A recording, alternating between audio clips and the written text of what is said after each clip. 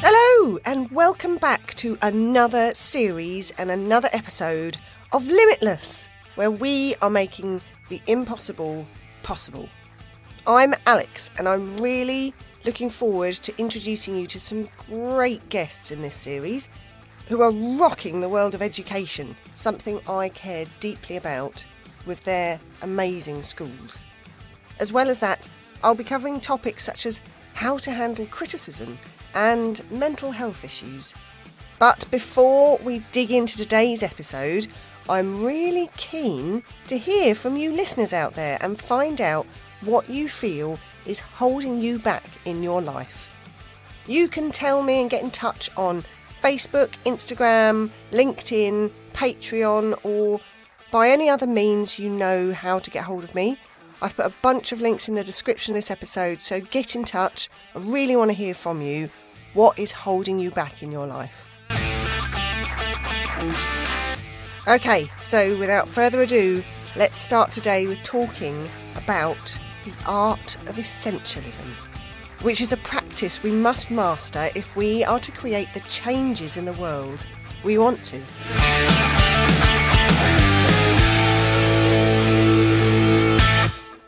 How much stuff do you have going on in your life? If you're anything like me, the answer is probably loads, and you never have enough time for everything either. It seems to have become a bit of a fashion, being busy. Back at the start of the Industrial Revolution, when machines started to take over the hard work that the humans had to do, humankind looked on in excitement as they envisioned a future where they sat around with a cold beer, keeping an eye over all the automated work that was happening around them. A couple of 100 years later, and we are a society that is distracted, flitting from task to task, and still working longer hours than ever every day, albeit now, in many cases, sat still in front of a screen rather than working our bodies with physical labour. We've created so much more that can fill our time, even though the machines may do the essentials for us now.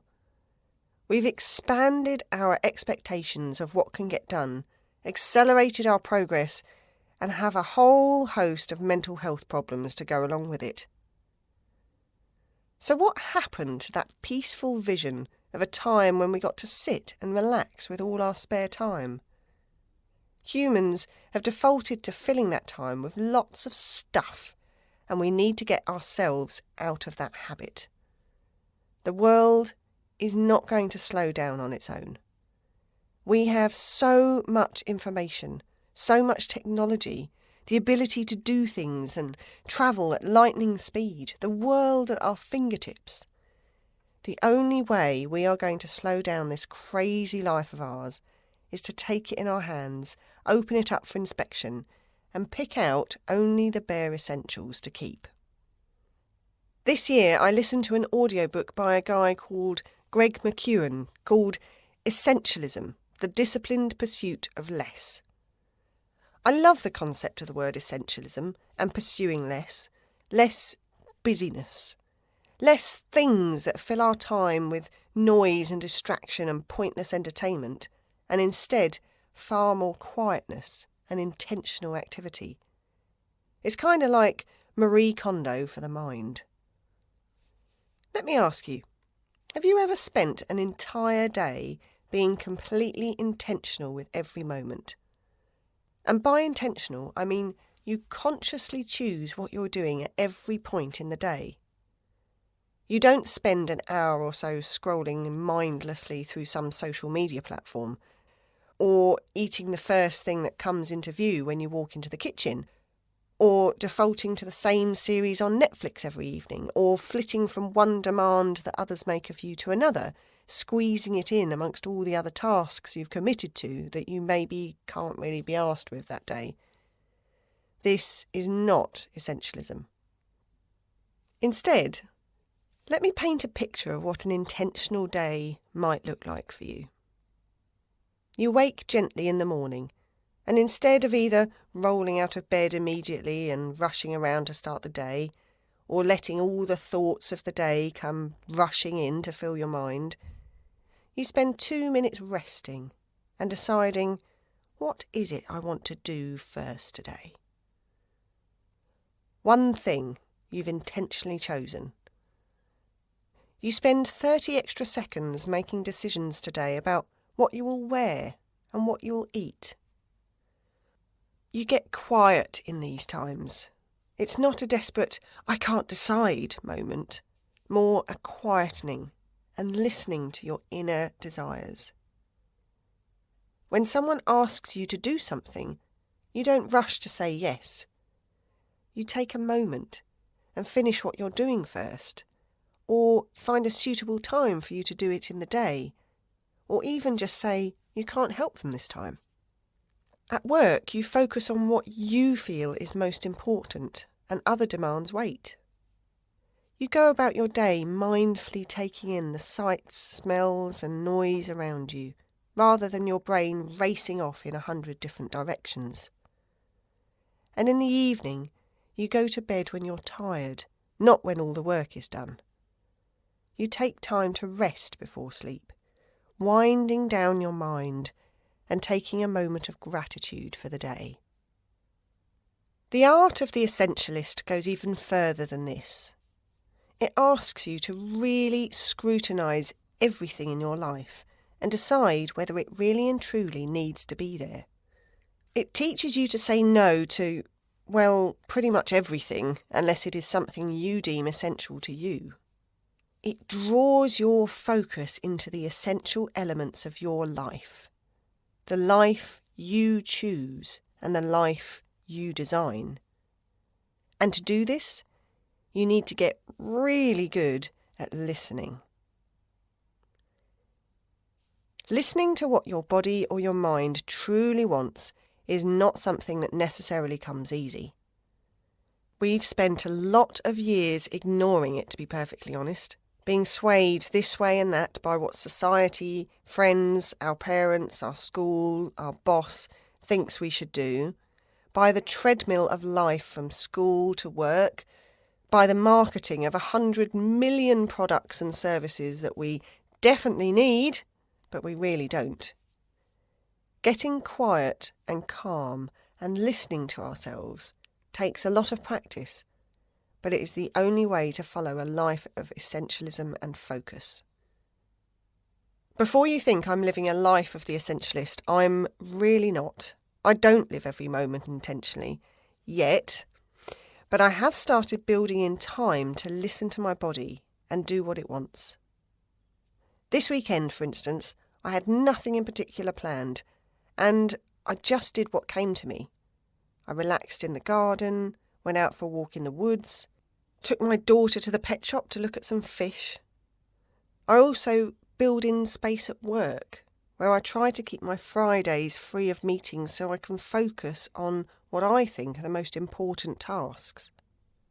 When I'm feeling in a good place, I get intentional about requests for my time, tapping into that inner gut feeling on whether something seems the right thing to do for me or not.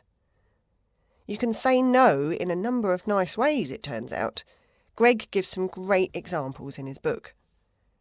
Unfortunately, when I'm not in a good place, my default position is to say yes to everything and try and fit too much in, and then I get burnt out. Yeah, I'm still working on that one. So, let's give this essentialism thing a go now. First, you need to make at least 15 minutes of time for yourself, which is just for you, no other people or distractions around, unless you can find someone who wants to do this with you. Put your phone in a different room and close the door. Next, you're probably going to need to get a lot of thoughts out of your brain. I find a really good way of doing this is to write them all down, literally a huge long list on a piece of paper, which allows your brain the flexibility to stop thinking about them because it knows it's got them there for later, so it doesn't need to keep them all inside. You could meditate for a while, if that feels comfortable for you, or record your thoughts into a phone, just something which extracts them from your head. Don't spend too much time musing on the thoughts, just literally download them. Next, I want you to sit still and notice any sensations you can feel in your body. I find the essentials in my life often come with a physical feeling. It might be a swell in your belly, or a squeeze in your chest, or tingles in your muscles. Just sit for a moment and notice the sensations.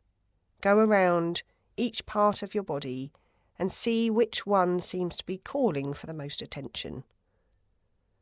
The reason we start with physical sensations is they tend to be easier to listen to, and because the essential things in your life sometimes are just a gut feeling, a pull in a direction with no logical thought attached to it.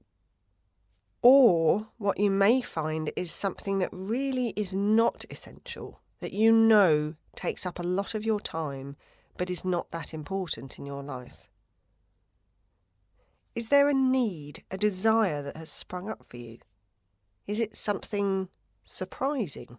Or is it something you feel you've known for a long while and been ignoring? Perhaps you have nothing yet. Don't fret. Try this again each day, because your gut feelings may have spent a lot of time being ignored and they'll need more time to be recognised. At the front of our brain, just behind the forehead, is a section called the prefrontal cortex that provides us with logic and rational thinking. We use this a lot, and it comes in handy for living a life that isn't too chaotic most of the time. However, sometimes we need to quieten this bit down to tap into our subconscious, because there's an awful lot more brain in there that can help us make the best decisions for us in our life. My theory is that the subconscious, or the gut feeling, is a complex network of neurons in our brain, closely aligned with neurons that connect to parts of our body, that don't provide us with logical or rational thought, but which instead acts as a compass that points us in the right direction. We need to get really quiet and listen to our subconscious brain so it can point us in the right direction, and then let the logical thoughts get us there. Thanks for tuning into the Limitless podcast today. Remember to check out Greg McKeown's book, Essentialism, The Disciplined Pursuit of Less, if you're keen to have less going on in your life. He also has a very soothing voice, so if you want to listen to the audiobook, I would recommend it. Remember, come and find me and tell me what is holding you back at the moment using one of the links in the description, and I will be back next week with our very first lovely and wonderful guest. Can't wait to speak to you next week. Bye for now.